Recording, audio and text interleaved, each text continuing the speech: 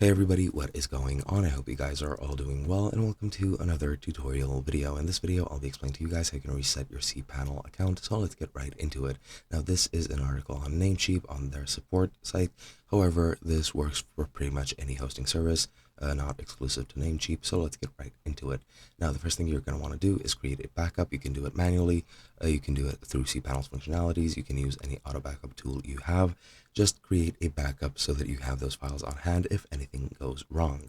Then, other than that, you can just start deleting everything. First, go into your domains under the domains tab, then click remove next to the domains that you want deleted.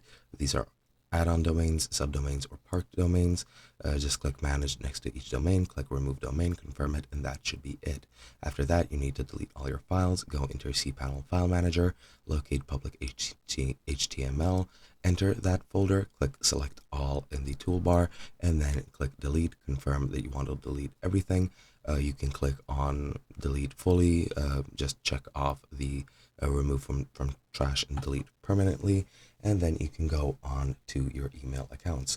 Just go into your email accounts through cPanel, click delete next to all emails, select all of them, and then click delete, and that should delete all of them. You should also go to your FTP accounts through your cPanel menu and delete all of them as well.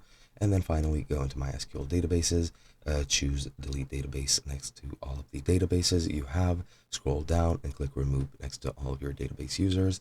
And that is pretty much all there is to it. Hope you guys enjoyed, and I'll be seeing you guys in another video.